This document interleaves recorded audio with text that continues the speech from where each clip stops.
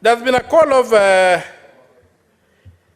other things. I hear I don't know if the cabinet has been dissolved or stuff like that. That is like putting balm on a wound.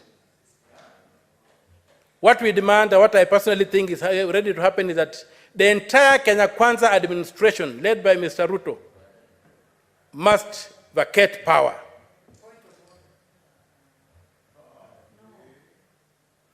The call that RUTO must go is not an idle call. It's a call whose time has come. It's a call whose time has come. Mr. RUTO told us that criminals were on the streets. He has not produced a single criminal. You cannot be told lies every day. Senator Omutata. Yes, Mr. Speaker. Just have your seat. I made myself very clear on how we are going to conduct ourselves during debate on this motion. Inasmuch as we suspended points of order, I said let us be responsible in the way we debate and let us be factual.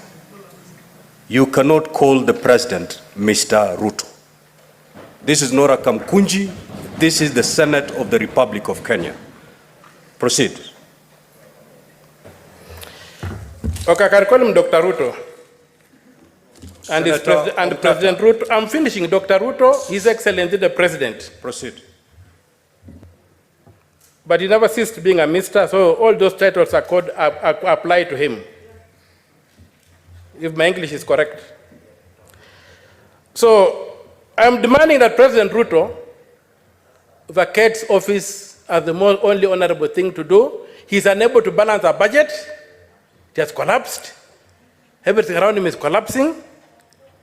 So you cannot say that his juniors should bear the burden. The ball stops with him, and the call that President RUTO must go is a call that must be applied. And as they say, a fish begins rotting with the head. So, and among my people they say, a river does not flow higher than its source. And when you look at the sun, you must blink. Justice is crying out. Our children have died, something that has never happened in this country. The president has called them criminals. And the president cannot continue sitting in power when the children have died. And he said you do anything at whatever cost. When the Constitution says you can't do anything at whatever cost. So my call is to associate my voice with those who are saying that the president vacates office. There's no room for all these things we are doing here, and we start off with a new slate. Mr. Speaker, sir,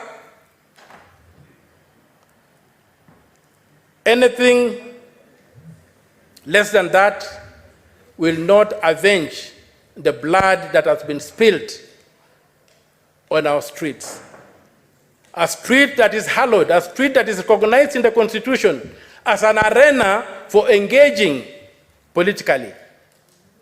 As the arena whereby, when this institution fails, the people of Kenya invoke Article 1 and go to engage. When you desecrate such a venue, you don't do anything. There's not even a call that these things should be investigated. Instead, they're trying to say that we go and have dialogue to assuage, to see I don't know how to distort what is happening, to do whatever, to see how. I just look at these people like prison guards who are fighting for who becomes the chief warden. Then they learn that there's a prison break. So they all forget about what they are fighting for. They say the first thing we must do is to ensure that this prison is not destroyed. Because their business is the prison. Their business is to keep the people in the prison. So they are now coalescing, forgetting about the fight they were having, who becomes the chief warden. Now they are saying the prison must be kept intact. We are not going to allow that. This country has moved. The government that has to govern this country must govern by law. And Mr. Speaker, sir, I reiterate my words that if really the president values this country, he should do the honorable thing, fall on his sword. President Ruto, fall on your sword and retain, if you have to retain in order. And retain in. Well, 1 minute, you wind up your thoughts, Senator Omutata. Just 1 minute. Mr. Speaker, thank you. What I was saying is that, like in the old days of the Roman soldiers, when they felt that they had brought dishonor to the country, and they were even, the dishonor was so bad that they could not even let another person kill them, they fell on their swords and died. That's the only way they regained their honor. And the only way Ruto can regain an honor is for him to fall on his sword and let the Kenya Kwanza administration die.